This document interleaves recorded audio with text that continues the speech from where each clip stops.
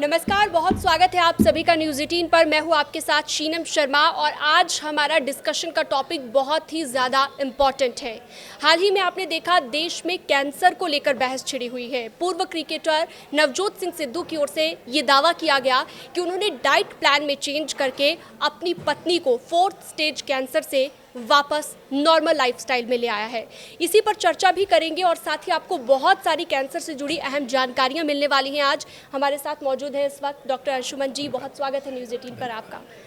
तो देखिए, चर्चा करना इस पर इसलिए भी ज़रूरी है। अंशुमन जी, सबसे पहले मेरा सवाल आपसे यही रहेगा कि जो दावा किया गया इसको लेकर कई डॉक्टर सवाल उठा रहे हैं। डॉक्टर अंशुमन, क्योंकि नवजोत सिंह सिद्धू ने जो कहा डाइट प्लान में जो चेंजेस किए जाते हैं उसकी वजह से क्या कैंसर के खतरे को कम किया जा सकता है? देखिए, ट्रेंडिंग न्यूज़ है, सोशल मीडिया से लेकर हर जगह ट्रेंड कर रही है। अब इसमें 3-4 चीज़ें समझने योग्य है। डॉक्टर का जितना विरोध है वो गलत है। आंशिक रूप से सिद्धू ने जो बात कही, आंशिक रूप से वो बात सच है, लेकिन सच जो कहा जाता है कि मैं जो भी कहूँगा सच कहूँगा, सच के सिवा कुछ नहीं कहूँगा, लेकिन उस पर एक और लाइन जुड़नी चाहिए कि और पूरा सच बताऊँगा। तो लास्ट वाली लाइन उन्होंने खा ली। जैसे उनके ट्रीटमेंट में सर्जरी का रोल रहा है, कीमोथेरेपी का रोल रहा है, फिर उन्हीं के वीडियो में बता रहे हैं कि फैमिली में कुछ फंक्शन था, रेडिएशन थेरेपी होनी थी, नहीं करा पाए, कैंसर रिलैप्स हुआ। जब रिलैप्स का ट्रीटमेंट चला तो इसके साथ साथ उन्होंने जो डाइटरी चेंजेस की बात कही है इसके साथ ऐड किया। इसका एस्टेब्लिश साइंस है, इसमें कहीं कोई दो मत नहीं है। एस्टेब्लिश साइंस में उन्होंने क्या क्या कहा है, इंटरमिटेंट फास्टिंग की बात कही है। तो ईटिंग विंडो आपका जब भी छोटा होगा, एक स्वस्थ व्यक्ति के लिए भी इंसुलिन स्पाइक बॉडी में कम होगा, खास करके कैंसर मरीज में कैंसर रिलैप्स को कम करता है। इसका एस्टेब्लिश पेपर है। ऑटोफेजी एक प्रोसेस है। ऑटोफेजी कहते हैं कि सेल के अंदर होने वाली गड़बड़ी को सेल अपना रिपेयर कर ले जब हम फास्टिंग पे जाते हैं। 2022 में एक जापानीज साइंटिस्ट को इस पर नोबेल प्राइज़ मिला है। ऑटोफेजी होगा तो इनको चाहिए कि सिद्धू एक पब्लिक फिगर हैं तो इसको क्लियर करना चाहिए कि क्या मीन कर रहे हैं। मतलब उन्हें उन डॉक्टर्स की भी मुझे लगता है उनका भी जिक्र करना चाहिए जिनके थ्रू उनका पहले ट्रीटमेंट चल रहा था। बहुत सारी चीज़ें मुझे लगता है कि ट्रीटमेंट के थ्रू भी ठीक हुई होंगी और अब जो चीज़ें उन्होंने की तो हम डायरेक्टली ये नहीं कह सकते कि सिर्फ डाइट प्लान का वो असर हुआ। बिल्कुल, अब मैं उसको समझा देता हूँ। फिर दूसरा उन्होंने बात कही शुगर। आइडियली शुगर एक स्वस्थ व्यक्ति को भी नहीं लेना चाहिए, कैंसर के मरीजों को नहीं लेना चाहिए। उसका कारण क्या है कि शुगर जब भी आप लेते हैं तो इंसुलिन स्पाइक होता है। अगर बॉडी के रिक्वायरमेंट से ज़्यादा आपने लिया तो ये स्टोर होता है in the form of fat. ये जब स्टोर होता है बॉडी के अंदर इन्फ्लेमेशन प्रोसेस चालू होता है, ये कैंसर को बढ़ाता है या कैंसर बनाता है। तो ये भी बात उनकी आंशिक से सही है। तीसरी बात तो उन्होंने कही 40 दिन में कैंसर को हरा दिया। किस रिपोर्ट के आधार पे कोई कहता है पेट स्कैन किया, पेट स्कैन में दिख रहा कैंसर नहीं है, उसका मतलब ये होता है कि 5 मिलीमीटर से छोटा ट्यूमर होगा जो पेट स्कैन डिटेक्ट नहीं कर। यानी कि उससे छोटा ट्यूमर हो सकता है कि अभी भी उनकी वाइफ की बॉडी में हो। बिल्कुल, उसको नकारा नहीं जा सकता है। एक कॉन्सेप्ट है ऑन्कोलॉजी में सर्कुलेटिंग ट्यूमर सेल, मतलब ब्लड के अंदर घूमते हुए कैंसर के कीटाणु जो किसी जाँच में नहीं आते हैं। तो इसके लिए क्या तरीका हो? इसके लिए होता है कि हम 2 साल तक ऐसे मरीज को फॉलोअप करें और 2 साल बाद भी इसमें रिपोर्ट में आए कि कैंसर नहीं है तो हम मानते हैं कैंसर फ्री। ये सिस्टम है। तो सैंपल साइज जो किसी भी वैज्ञानिक रिसर्च का पार्ट होता है कि कितने लोगों में आपने किया, कितने लंबे समय तक फॉलोअप किया, इसकी आवश्यकता है। तो आंशिक रूप से सही है, लेकिन आंशिक रूप से गलत इसलिए कि उन्होंने ऐसा किया कि वीडियो से ये समझ में आ रहा है कि सिर्फ डाइटरी चेंजेस करके कैंसर को ठीक कर दिया है, जो कि सही नहीं है। और न्यूज़ 18 अच्छा कर रहा है कि इससे दर्शकों को क्लैरिटी आएगी कि सच क्या है। क्योंकि देखिए, बहुत सारे लोगों के मन में ये भी सवाल होगा कि अगर उन्होंने ऐसा किया तो क्यों ना हम भी डाइट में चेंजेस करें, क्योंकि हमने देखा है डॉक्टर साहब कि पिछले कुछ वक्त में मामले बहुत ज़्यादा बढ़ गए हैं और कैंसर के जो पेशेंट्स हैं क्या वो भी अगर इस तरह की डाइट प्लान को फॉलो करने लग जाएँ और वो भी ये उम्मीद जताएँ कि हम भी ठीक हो जाएंगे। मैं हर समय होलिस्टिक केयर में बिलीव करता हूँ। कैंसर सर्जन होने के बाद भी मरीज को डाइटरी चेंजेस क्या क्या करने हैं। क्यों मैं ऐसा कह रहा हूँ कि cancer is not a disease. Cancer बीमारी नहीं है, कैंसर इज ए मैनिफेस्टेशन। बीमारी सेल के अंदर कहीं और है और वो बीमारी इज़ नॉट ड्रगेबल, मतलब उसकी दवा नहीं है। इज़ फूडेबल, मतलब खाने के चेंज से, लाइफस्टाइल के चेंज से, सोने के तरीके से, एक्सरसाइज से आप उस पर कंट्रोल करते हैं। आपने इंटरमिटेंट फास्टिंग की जो बात कही थी और अभी आपने फूडिंग की भी बात कही की, तो क्या कैंसर सेल्स को भी फूड मिलता है हमारे खाने से, उन्हें भी फूड मिलता है और उससे वो ज़्यादा ग्रो होते हैं, ऐसा कुछ है क्या? क्योंकि नवजोत सिंह सिद्धू की बात, उसमें भी यही बात उन्होंने कही। बिल्कुल, देखिए कोई भी सेल जीवित तभी है जब उसको न्यूट्रिशन मिलेगा, मतलब खाना मिलेगा। कैंसर सेल की खास बात यह है, कैंसर सेल के अंदर माइटोकॉन्ड्रिया नहीं होता है, जो हमारे हर सेल के अंदर पावर हाउस है जहाँ हमारी एनर्जी जनरेट होती है। कैंसर सेल बिना ऑक्सीजन के भी जिंदा रह सकता है, लेकिन उसको खाना ग्लूकोज ज़्यादा मात्रा में चाहिए। तो ऐसा कहना कि खाना अगर रोक दें और कैंसर सेल ठीक हो जाएगा, ये ठीक नहीं है। इंटरमिटेंट फास्टिंग, जैसन फंग एक डॉक्टर है, उसने ये कॉन्सेप्चुलाइज किया था।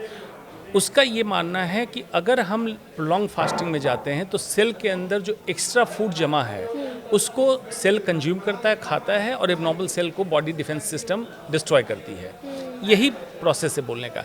लेकिन इसका मतलब लोग ये ना समझ लें कि सिर्फ फास्ट करने से कैंसर ठीक होता है। कैंसर के रिलैप्स को कम करता है, कैंसर सेल के लोड को कम करता है, लेकिन अब वो कन्वेंशनल ट्रीटमेंट देने के साथ इसको करना है। ऑयल्स की भी बहुत सारी बातें कही उन्होंने कि नारियल ऑयल, मूंगफली ऑयल, ये इन्हीं सब चीज़ों का इस्तेमाल किया, और प्रोसेस्ड फूड तो वैसे ही अलाउड नहीं होता। और जो आप नॉर्मल लोगों की लाइफस्टाइल की बात कर रहे हैं, आपने शुगर का जिक्र किया यहाँ पर, तो क्या बिल्कुल कट ऑफ कर देना चाहिए शुगर से? देखिए, कायदे की बात यह है, glucose is essential for life, but glucose is not essential in the food. अब देखिए कितनी इसमें अच्छी बात है कि ग्लूकोज से ही सेल जिंदा है, और दूसरा जिसको कीटो डाइट के फॉर्म में बोलते हैं, जो एमिनो एसिड्स और कीटोन बॉडी, इस पे जिंदा है, लेकिन not essential in the food. मैंने क्यों बोला? आप जब भी ग्लूकोज एज इट इज़ लेते हैं, इंसुलिन स्पाइक होता है, इंसुलिन जो हार्मोन है वो बढ़ता है, और बॉडी के अंदर नियोग्लूकोजेनेसिस एक प्रोसेस है। जब हम फैट, प्रोटीन कुछ भी खाते हैं, लिवर में जाके उसको कन्वर्जन ग्लूकोज में कर देता है। लेकिन एक्स्ट्रा ग्लूकोज आप लिए रहेंगे तो उसका कन्वर्जन नहीं होगा, फैट फॉर्म में डिपॉजिट होगा, प्रोटीन भी एक्स्ट्रा डिपॉजिट हो जाएगा। ये आपके स्वास्थ्य के लिए हानिकारक है। आज के ज़माने में खाने की कमी से लोग नहीं मर रहे हैं, खाना एक्स्ट्रा खा के मर रहे हैं। जब हंटेरियन सोसाइटी हमारी थी तो 4-4 दिन शिकार के लिए निकलते थे, शिकार नहीं मिलता था, घूमते रहते थे। जब शिकार मिलता था फिस्टिंग होती थी। आज हर दिन आपकी पार्टी होती है, तो extra calorie, extra protein, extra fat, extra sugar कहाँ जा रहा है? दूसरी बात, शुगर इज एडिक्टिव। जैसे शराब है, तो बच्चों के लिए अगर कहो तो बच्चों का शराब शुगर है। जैसे बच्चे एनर्जी ड्रिंक, मीठी चीज़ें पीते हैं, शुगर एडिक्शन कराता है, शुगर फैटी लिवर कराता है, शुगर कैंसर सेल प्रमोट करता है, और शुगर से डायबिटीज़ की प्रॉब्लम होती है। तो ये इक्विवेलेंट टू अल्कोहल हो गया। देखिए, फिर भी थोड़ा सा, क्योंकि लोगों के मन में होता है कि शुगर की क्रेविंग भी इतनी ज़्यादा होती है कि थोड़ा सा तो आपको शुगर लेना ही है, तो उसके लिए क्या करें? क्योंकि मोटापा तो बढ़ ही रहा है आजकल, ओबेसिटी की जैसे आप बात कर रहे थे, तो उस वक्त क्या करें जब थोड़ा सा कुछ खाने का मन हो मीठा?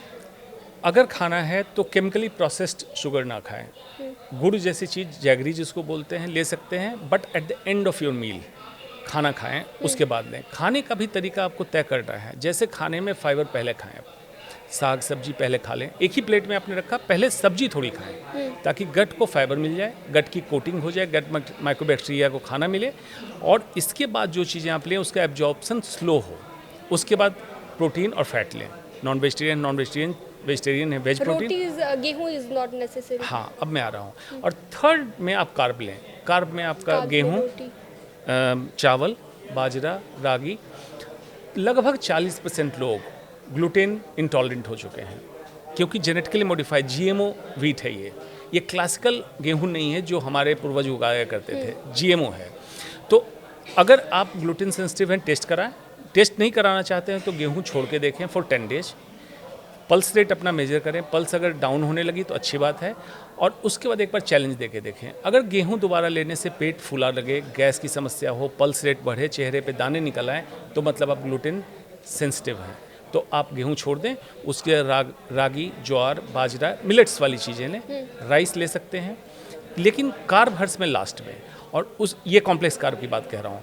उसके बाद जो आपने बात पूछी कि अगर शुगर की क्रेविंग हो तो जैगरी या उस तरह की चीज़ें लास्ट में लें, ताकि ग्लूकोज सडन आपके स्पाइक ब्लड में ना करे, ग्लाइसेमिक लोड ना बढ़ाए, इंसुलिन को रिलीज ना करे, जो आपके स्वास्थ्य के लिए हानिकारक है। अच्छा, कैंसर की जैसा हम बात कर रहे थे, तो बहुत सारे लोगों के मन में ये भी सवाल होता है कि एक बार अगर बॉडी में कैंसर सेल आ गया, मान लीजिए किसी को ब्रेस्ट कैंसर हो गया, तो एक बार अगर ब्रेस्ट कैंसर के बाद वो रिकवर भी कर जाते हैं, तो बाद में बॉडी में कहीं ना कहीं किसी न किसी पार्ट में कैंसर खुद रिकरेंस जो है वो हो जाएगी।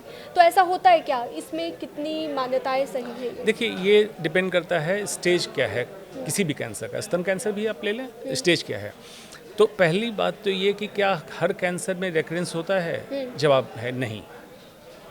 कैंसर का अगर प्रॉपरली प्लान करके इलाज किया गया तो रेकरेंस नहीं होगा, पहली बात। दूसरी बात कि कैंसर मैनिफेस्टेशन है, जो मैं कह रहा हूँ बार बार, तो इसको ऐसे समझें कि आपने कहीं धुआं देखा तो आग कहीं होगी तब धुआं लगा।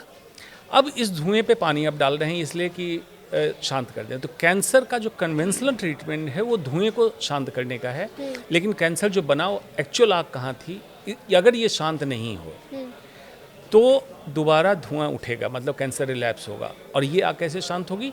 अगेन फूडेबल, आपके खाने पीने और लाइफस्टाइल से अगर बदलाव कर लेते हैं तो circulating tumour cell, cancer cell दोबारा नहीं पनपेगा और कैंसर दोबारा नहीं होगा। लेकिन देखिए, कैंसर को लेके आपने कहा कि रिकरेंस तो दोबारा नहीं होगी, लेकिन बहुत सारे लोगों के मन में ये भी सवाल होता है कि अगर कैंसर अब हो गया है तो क्या हम लाइफस्टाइल में कुछ चेंजेस करें जिसकी वजह से फ़ायदा हो? बिल्कुल, लाइफस्टाइल में चेंजेस। पहली बात, कैंसर के डायग्नोसिस के बाद पैनिक ना करें। और बीमारियों की तरह ये एक ऐसी चीज़ है जिसको हम ठीक कर सकते हैं, पहला। दूसरी बात, इंट्रोस्पेक्शन, आत्मविश्लेषण जरूर करें। आत्मविश्लेषण मतलब है कि आपके जीवन शैली में क्या क्या बदलाव है, खाने पीने में क्या बदलाव हुआ, वातावरण का प्रदूषण, पानी, सारी चीज़ों के एनालिसिस आप कर लें। उसके बाद लाइफस्टाइल में जो चेंजेज हैं, एक स्वस्थ व्यक्ति को भी करना चाहिए, कैंसर के रोगी को करना चाहिए। उसका फॉर्मूला हर समय मैं देता हूँ, MMMS। फर्स्ट एम इज मील, कि आप क्या खा रहे हैं, ये खाएं आप रीजनल और सीजनल। जिस क्षेत्र के हैं, जो खाना आपके रीजन में होता है वही खाएं।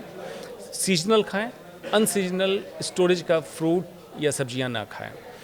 फाइबर जरूर खाएं, रॉ खाएं, रियल खाएं। गेहूं खाना है, गेहूं एज इट इज खाएं। फिल्टर्ड रिफाइंड प्रोसेस्ड फूड ना खाएं, मैदा ना खाएं। रॉ रियल खाएं। पानी की मात्रा आपकी अप्रोप्रिएट हो। जूस ना लें। अगर फल खाने की इच्छा हो तो एज इट इज सीजनल फल खाएं, जूस ना पिएं, क्योंकि जूस जब भी लेंगे फ्रुक्टोज का स्पाइक होगा, फिर वही सारी प्रक्रिया चालू होगी। Second M is movement. Movement का मतलब है एनी फॉर्म ऑफ एक्सरसाइज, जिसमें जिम को मैं नहीं मानता हूँ सुटेबल फॉर होमोसेपियंस। एक्सरसाइज कब कब करना है? एटलीस्ट 1 आवर एक्टिव एक्सरसाइज ऐसी होनी चाहिए जिसमें आपकी सांस चढ़े और दिल की धड़कन तेज हो, कार्डियो टाइप एक्सरसाइज। बिल्कुल। अब उस एक्सरसाइज का हिस्सा क्या हो? फार्ब, FARB, मतलब उस एक्सरसाइज फ्लेक्सिबिलिटी हो, एरोबिक्स हो, रेजिस्टेंस ट्रेनिंग हो और बैलेंसिंग हो। देखते होंगे 40-50 साल के बाद लोग बैलेंसिंग खराब होती है, क्योंकि आपने जिम की एक्सरसाइज की, कोऑर्डिनेटेड एक्सरसाइज नहीं हुई। अगर पूछेगा एक कोई एक्सरसाइज बताइए जिसमें फार्ब पूरी तरह हो जाए, योगासन। योगासन करें। योगासन तो कब करना है? एक मॉर्निंग करें, दूसरा कब करना है? आफ्टर मील। 10 मिनट ही सही, लेकिन आप वॉक कर लें, जिससे आपका ग्लूकोज स्पाइक कंज्यूम हो। जब बहुत तनाव हो, खास करके कॉर्पोरेट में काम करने वालों को बॉस ने डांट दिया, तनाव होने पे क्या करते हैं लोग? जाके सिगरेट पी लेते हैं, मीठी दूध वाली चाय पी लेते हैं।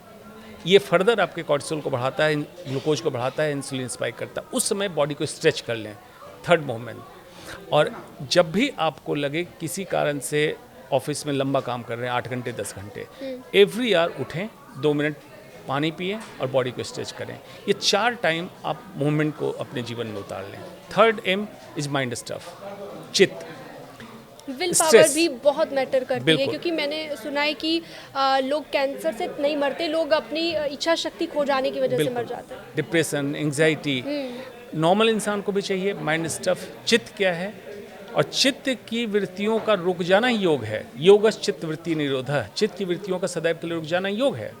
अब ये कैसे रुकेगा? यम नियम आसन, प्राणायाम प्रत्याहार, धारणा ध्यान समाधि। यानी कि मानसिक रूप से भी आपको मानसिक रूप से ये करना है। दूसरा, फिजिकल मील की हम बात करते हैं, मेंटल मील की कोई बात नहीं करता। आप ऑफिस में काम कर रही हैं, कुछ आपके पास लोग आएंगे, कहीं का गॉसिप्स लेके आएंगे और दूसरों की शिकायत करेंगे या दूसरों के बारे में कोई खबर बताना चाहेंगे, ये आपका मेंटल मील है। आप कौन सा मील कंज्यूम करना चाह रहे हैं, आपकी चॉइस होनी चाहिए। 3 बातें उसमें सोचने की है। ये जो व्यक्ति बात कहने आया है मुझसे, ये कितना महत्वपूर्ण है मेरे लिए और इसके लिए। जिस व्यक्ति के बारे में कह रहा है उसके बारे में अगर इस तरह की कोई निगेटिव बात कर रहा है तो मेरे बारे में भी कहीं जाकर निगेटिव बात करेगा। और तीसरी बात कि इस बात को सुनने से मेरा का क्या तात्पर्य है। 3 चीज़ों से मेंटल बिल आप डिसाइड करें कि किसको वेलकम करना है, किस थॉट को वेलकम नहीं करना है। डिजिटल ज़माने में सोशल मीडिया मेंटल बिल में बहुत नेगेटिव रोल प्ले कर रहा है कि आपने कुछ भी स्क्रॉल किया, देखा और स्ट्रेस में आ गया, आपको पता भी नहीं है। तो third is mind stuff and fourth is sleep. Quality and quantity, नींद की दोनों ठीक होनी चाहिए। 7 से 8 घंटे की पूरी गाढ़ी नींद हो। सोएं तो जैसे बच्चे सोते हैं, जिसको मुहावरे में कहते हैं घोड़ा बेच के सोना, ऐसे सोएं। 7 से 8 घंटे बाद सुबह जब जगें तो आप तरोताज़ा, कली जब खिल के फूल बनती है वैसे आपका मेंटल स्टेट हो, आप बिल्कुल फ्रेश निकल के आएँ। इसके लिए ज़रूरी है कि सोने से 2 घंटे पहले आपका स्क्रीन ऑफ हो जाना चाहिए। मोबाइल, टेलीविज़न, कंप्यूटर, घर का वाईफाई ऑफ होना चाहिए। ब्लू लाइट स्पेशली, या फॉर दैट मैटर कोई भी लाइट ऑफ होनी चाहिए। पाँव धोएं, किसी भी तरह का मॉइस्चराइज़र तेल लगाएं, अच्छी नींद आएगी। बिस्तर पे सिलवटें ना हो, छोटे छोटे बदलाव करें, साउंड स्लीप सोएं। अगर चारों चीज़ों को अपने जीवन में उतार लेते हैं तो diabetes, cancer, heart disease, hypertension से आप बचेंगे। बिल्कुल, आपने बहुत ही अच्छी बात बताई। लाइफस्टाइल में चेंजेस तो ज़रूरी हैं, लेकिन कुछ हम देखते हैं सेलिब्रिटीज़, जैसे हिना खान को हमने देखा, उससे पहले छवि मित्तल थी। तो हमने ये भी देखा कि वो बहुत हार्ड एक्सरसाइजेज भी करते हुए नज़र आई, जैसा कि उन्होंने अपने वीडियोज शेयर किए। और आप बता रहे हैं जैसा कि योगासन सबसे बेटर है, तो जाहिर सी बात है वो अपने डॉक्टर से कंसल्ट कर रही होंगी उस पर आप क्या कहना चाहेंगे? जी, देखिए, जिनको सेलिब्रिटी कहते हैं वो इंसान ने सेलिब्रिटी बनाया है। बॉडी कैसे प्रोसेस करेगी, डीएनए क्या काम करेगा, उसको कोई फ़र्क नहीं पड़ता है कि आप कौन हैं। हार्ड एक्सरसाइज और 10 किस्म की अलग अलग एक्सरसाइजेज में बहुत अच्छे रिसर्च हुई और देखा गया कि बेस्ट टॉप पे जो एक्सरसाइज है योगासन है, सेकंड स्विमिंग है, थर्ड साइकिलिंग है, और आप बिलीव करेंगे लास्ट एक्सरसाइज कौन है, स्वास्थ्य के दृष्टिकोण से खराब है, मतलब वो है मैराथन रनर, जिमर और एक्सेसिव एक्सरसाइज। और जिम ही सबसे ज़्यादा करते हैं बिल्कुल। लोग। अब इसमें साइंस क्या है ये समझिए। रिएक्टिव ऑक्सीजन स्पेस, ROS, एक फ्री रेडिकल जनरेट होता है बॉडी के अंदर जब आप एक्सेसिव एक्सरसाइज करते हैं, जिसके कारण हार्ट अटैक और कैंसर जैसी समस्या, कई मामले जिम में आ चुके हैं सामने, जैसा कि हमने देखा भी है। अचानक से जिम करते करते लोगों को हार्ट अटैक आ जाता तो है। लोगों को फॉल्स परसेप्शन रहता है कि इतना जिम करते थे हार्ट अटैक क्यों हुआ। रिएक्टिव ऑक्सीजन स्पेसीज, हमारा शरीर बना है कोऑर्डिनेटेड और बैलेंस मूवमेंट के लिए। मतलब एक्सरसाइज करनी है, जो मैंने फार टेक्निक बताई, लेकिन एक्सेसिव बॉडी को एक्सरसाइज नहीं करना है, क्योंकि आपको कोई इस तरह का तो इतनी मशीनरी आ गई, कोई बोझ का काम नहीं करना है, तो किस लिए इतनी एक्सरसाइज कर रहे हैं जो आपके शरीर के लिए नुकसानदायक है। एक दूसरा, सेलिब्रिटी की लाइफ, सर्कैडियन रिदम डिस्टर्ब, रात को जगना, शूट करना, दिन में सोना। एबनॉर्मल सर्कैडियन रिदम दिमाग के अंदर एक बायोलॉजिकल क्लॉक है। इस पे नर्सेज स्टडी हुई, देखा गया जो लोग रात में ज़्यादा काम करते हैं उनके अंदर ब्रेस्ट कैंसर का चांस ज़्यादा बढ़ा। बाद में देखा गया कि और भी बीमारियां बढ़ी। तो सर्कैडियन रिदम गड़बड़। थर्ड, पैक्ड फूड खाते हैं। किस सेलिब्रिटी को आपने देखा है प्रॉपर रोटी चावल लेके? कुछ लोग हैं, मेरे दोस्त भी हैं फिल्म इंडस्ट्री के, वो आज भी प्रॉपर मील खाते हैं, रोटी चावल दाल सब्जी, या नॉनवेज खाते हैं, नॉनवेज खाते हैं। अदरवाइज ये लोग सिर्फ पैक्ड फूड खाते हैं, सैंडविच और इस तरह की चीज़ें पैक होके आती है, ultra process and processed food, जिसको मैं कहता हूँ शैतान की रसोई। चलिए चलते जिक्र कर लेते हैं भगवान की रसोई। नेचुरल फल फूल जैसे निकल के आ रहा है, आपने खाया, भगवान की रसोई आपको स्वस्थ रखेगी। दूसरा, इंसान की रसोई, शुद्ध भारतीय भोजन हमारे रसोई में बन रहा है, ये खाएंगे स्वस्थ रहेंगे। शैतान की रसोई, जो खाना पैक होके आपके लिए आ रहा है, और वो कितने दिन तक पैक है ये भी हमें पता नहीं, कुछ नहीं पता है। दूसरा, उसमें प्रिजर्वेटिव डाला जाएगा, केमिकल डाला जाएगा ताकि इसकी शेल्फ लाइफ बढ़ जाए, लेकिन सेल्फ लाइफ कम हो जाएगी, ये याद रखना है। वही कहते हैं ना कुछ लोग कि डस्ट, आपको अगर खाना नहीं खाना है तो या तो आप उसको डस्टबिन में डालेंगे, या फिर आप सोचेंगे कि इसको फिनिश कर लें, या फिर आपका पेट अपने आप पेट को डस्टबिन बना लेंगे। देखिए, आपने बड़ी अच्छी बात कही। देखिए, इसीलिए कहा था जंक फूड, जंक मेल जानते हैं, जो मेल आपके काम का, ईमेल काम का नहीं होता, वो जंक बॉक्स में जाता है। बिल्कुल। तो फास्ट फूड को जंक फूड कहा गया है। तो जब जंक फूड कहा गया तो पेट क्या आपका डस्टबिन है? क्यों डाल रहे हैं? तो processed and ultra processed food, Nova classification Brazil का है, जिसमें माना गया it's a poison, P for process food, P for poison. Sugar भी पॉइजन है क्या, एक सवाल शुगर मेरा? भी पॉइजन है। क्योंकि स्लो पॉइजन इसे बहुत सारे लोग नाम देते हैं कि स्लो पॉइजन है, आप जॉन धीरे धीरे यडकिन, आपको एक यूके का बढ़िया साइंटिस्ट, उसने किताब लिखी प्योर, वाइट एंड डेडली। 78 में उसने रिसर्च पेपर पब्लिश कर दिया, लेकिन उसकी बात दबा दी गई। उसके बाद फैट को बदनाम किया गया कि ज़्यादा फैट लेने से हार्ट अटैक होता है। उसने कहा था शुगर इज़ डेडली। प्योर, और शुगर भी फैट ही बढ़ाता है। बिल्कुल फैट बढ़ाता है। प्योर मतलब जितना रिफाइन किया जाएगा खाने को, प्रोसेस किया जाएगा। Deadly, white, white salt, white sugar, white आटा, वाइट चावल, डेडली। मतलब ये जितनी चीज़ें आप देख रहे हैं ये डेडली है। तो आप एज इट इज खाइए, नेचुरल खाइए। तो इसमें है शुगर, अगर मैं कहूँ गन्ना, अब उससे जैगरी कंपेयर करेंगे तो बेहतर है। Eight the end of food आप ले सकते जितना हैं। रिफाइन हो गई वो जितना रिफाइन हो उतना एक डाइजेस्ट। आखिरी सवाल मेरा डॉक्टर साहब आपसे, कैंसर को लेकर हम बात कर रहे थे। लोगों के मन में ये भी सवाल होता है, बहुत सारे लोग सोचते हैं कि अगर ये जेनेटिक है, डीएनए से ही आ रहा है, तो फिर हम लाइफस्टाइल में चेंजेस करके क्या करेंगे? तो ये भी लोगों के माइंड सेट रहता है कि देखिए कैंसर होना होगा तो हो ही जाएगा, तो लाइफस्टाइल चेंजेस करके क्या फ़ायदा? सिर्फ 5 से 15% कैंसर जेनेटिक है। मतलब आपके जीन की खराबी के कारण जो कैंसर होगा वो 5 से 15%। 85% कैंसर आपकी चॉइस है। चॉइस क्या है? आप जो जीन कैरी कर रहे हैं, जो जिस वातावरण में रह रहे हैं, जो लाइफस्टाइल आपका, ये तीनों का जो समागम होगा वही डिसाइड करेगा आपको कैंसर या अन्य कोई बीमारी हो कि ना हो। ठीक है। इसलिए 85% आपका लाइफस्टाइल ही कंट्रीब्यूट कर रहा है कैंसर होने या नहीं होने पे। तो बहुत ही ज़्यादा इम्पॉर्टेंट डिस्कशन ये रहा, बहुत अच्छी अच्छी चीज़ें, बहुत महत्वपूर्ण पॉइंट्स आपने हमारे दर्शकों को बताए। Thank you so much news 18 पर हमारे साथ जुड़ने के लिए। फिलहाल इस तरह की और भी चीज़ों के लिए आप हमारे डिजिटल प्लेटफॉर्म पर जुड़ सकते हैं, आप हमारे चैनल को सब्सक्राइब कर सकते हैं। Thank you so much.